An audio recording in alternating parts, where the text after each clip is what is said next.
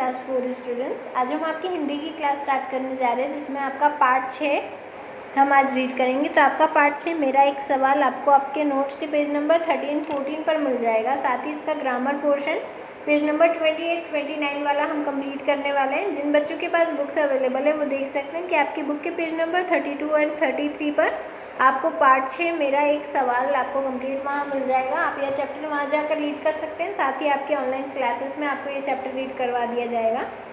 आइए हम इसकी एक्सरसाइज देख लेते हैं। पेज नंबर 13 पर आप देख लीजिए, पार्ट 6 मेरा एक सवाल दिया हुआ है, जिसके शब्दार्थ यहाँ पर आपको दिए हुए हैं। सुलझाना यानी हल करना, हल कृषि कार्य में काम आने वाला एक यंत्र। समाधान, सुलझाना। लाल मतलब बेटा या पुत्र। शत्रु दमन, शत्रुओं का नाश। मालामाल, धन संपत्ति से भरपूर। पसीना बहाना, कठिन परिश्रम करना। उत्पादन, बनाना। निर्माण करना, मिटेगा या मिटाएंगे, दूर करेंगे। जंजाल, उलझन या परेशानी। गौरव, मान सम्मान। कर्तव्य, कार्य का उत्तरदायित्व। ज्ञानदीप, ज्ञान का दीपक। निहाल, संतुष्ट। जग, संसार। भाल का मस्तक। यहाँ पर नीचे की तरफ आपको ये जो प्रश्न उत्तर दिखाई दे रहे हैं, इनके आंसर्स आपको यहाँ पर राइट करते हुए साथ ही अपनी रफ कॉपी में भी राइट कर आपको लर्न करना है। जिसमें पहला प्रश्न आपको यहाँ पर दिया हुआ है, किसान ने भारत माता का सवाल किस प्रकार सुलझाने की बात कही। किसान ने भारत माता का सवाल किस प्रकार सुलझाने की बात की। जब आप ये चैप्टर रीड करेंगे तो आपको यहाँ ये इजीली समझ आ जाएगा। यहाँ पर आपका आंसर करेक्ट राइट दिया हुआ है, जो है किसान ने खेतों में हल चलाकर और अन्न उगाकर भारत माता के सवालों को सुलझाने की बात कही है। सेकंड आपको दिया हुआ है, ज्ञान का दीप जलाकर कौन सी समस्या हल करने की बात कही गई है। तो ज्ञान का दीप जलाकर जंजाल अर्थात उलझने, अज्ञानता की समस्या हल करने की बात कही गई है। नेक्स्ट पेज नंबर पर आप देख लीजिए, आपको थर्ड क्वेश्चन दिया हुआ है, उत्पादन कौन बढ़ाता है। तो उत्पादन मजदूर बढ़ाता है। फिर फोर्थ क्वेश्चन है, शिक्षक भारत माता का सवाल कैसे हल करेंगे। तो शिक्षक बच्चों को पढ़ा लिखाकर, ज्ञान विज्ञान की बातें सिखाकर, सत्य की पाठ पढ़ाकर भारत माता का सवाल हल करेंगे। नेक्स्ट आपको फिफ्थ क्वेश्चन दिया हुआ है, भारत माता ने किस किस से सवाल किए, उनकी सूची बनाई है। तो भारत माता ने किसान, मजदूर, सैनिक, विद्यार्थी, शिक्षक से सवाल कर सवाल किए हैं। नीचे आपको यहाँ पर कविता में जिन पात्रों के नाम हैं उनमें से किसी दो के चित्र बनाने के लिए कहा गया था। तो जैसे कि अभी हमने फिफ्थ क्वेश्चन में देखा, यहाँ पर आपको इस कविता में किसान, मजदूर, सैनिक, विद्यार्थी और शिक्षक के पात्र दिए गए हैं। तो इनमें से आपको किन्हीं दो पात्रों की चित्र यहाँ पर बनानी है। यहाँ पर आप देख सकते हैं आपको बॉक्स दिया हुआ है जो 2 पार्ट्स में डिवाइडेड है। तो आपको यहाँ पर दोनों बॉक्स में एक एक पिक्चर ड्रॉ करनी है। आप किसान, मजदूर, सैनिक, विद्यार्थी, शिक्षक में से किसी और भारत माता किसी भी 2 कैरेक्टर के पिक्चर यहाँ ड्रॉ कर इसे कंप्लीट कर सकते हैं। नेक्स्ट पेज नंबर 28 पर आप लोग देख लीजिए। पेज नंबर 28 पर आपको निबंध दिया हुआ है वर्षा ऋतु पर।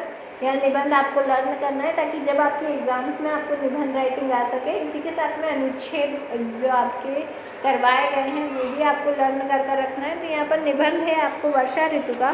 तो वर्षा ऋतु, वर्षा यानी कि आपका ये जो रेनी सीजन होता है, जो बारिश का मौसम होता है, उसके बारे में आपको यहाँ राइट करना है। जिसमें फर्स्ट है, वर्षा ऋतु भारत की 4 प्रमुख ऋतुओं में से एक है। यह प्रत्येक वर्ष गर्मी के मौसम के बाद जुलाई अगस्त में आती है। झुलसा देने वाली गर्मी के बाद वर्षा ऋतु एक राहत के रूप में आती है। सूख चुके पेड़ पौधे, नदी, तालाब इत्यादि में वर्षा ऋतु इनमें फिर से जान डाल देती है। जब गर्मी ज़्यादा पड़ती है तो हमारे जल संसाधन जैसे नदी, तालाब, महासागर इत्यादि के जल वाष्प बनकर हवा में उड़ जाते हैं और जब बारिश होती है तो इन सभी में पानी वापस भर जाता है। बारिश के मौसम में आसमान बादलों से भरा हुआ होता है, हर जगह पानी होता है, सड़कें और खेत पानी से क्या होते हैं, भर जाते हैं। पेड़ पौधे हरे हो जाते हैं। किसान बहुत खुश होते हैं क्योंकि उनकी कृषि वर्षा जल पर ही निर्भर करती है। कभी कभी बहुत अधिक बारिश होती है, तब बाढ़ आती है। अगर बारिश नहीं हुई तो अकाल पड़ जाएगा, इसलिए बारिश का मौसम हमारे लिए बहुत उपयोगी है। वर्षा ऋतु खेती के लिए बहुत ही महत्वपूर्ण होती है क्योंकि किसान अपनी वर्षा के जल पर ही निर्भर रहता है। तो इसी तरीके से यहाँ पर आपको नोट्स में भी अपना ऐसे कंप्लीट करना है, साथ ही रफ कॉपी में भी राइट कर लर्न करना है। नेक्स्ट पेज नंबर 29 पर आप देख लीजिए, आपको पर्यावरण का निबंध दिया गया है। पर्यावरण क्या होता है? पर्यावरण हमारे आसपास की जितनी भी ये जीव जंतु पेड़ पौधे प्रकृति की चीज़ें हैं वे सभी पर्यावरण में आती हैं। तो यहाँ पर पहले ये वाक्य आपको दिया गया है, पर्यावरण हमारे पृथ्वी पर जीवन का आधार है। यानी कि पर्यावरण में आपका जल, वायु, मिट्टी, हवा, पवन सभी आ चुके हैं। तो यह क्या है? हमारे जीवन पर का आधार है। हम अपने आसपास जितने भी सजीव या निर्जीव वस्तुओं को देखते हैं वो सब कहाँ आती हैं?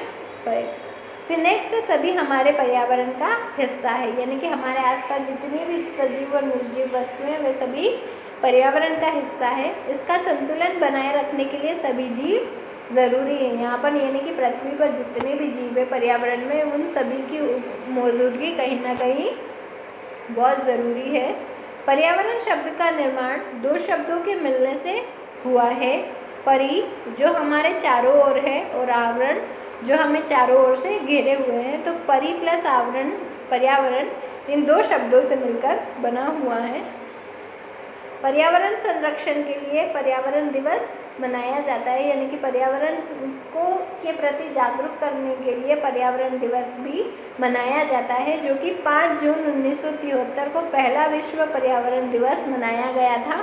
उसके बाद हर साल 5 जून के दिन हमारा पर्यावरण दिवस मनाया जाता है। तभी से हर साल 5 जून को पूरे विश्व में पर्यावरण दिवस मनाया जाता है। पर्यावरण दिवस की शुरुआत 5 जून 1973 को हुई थी।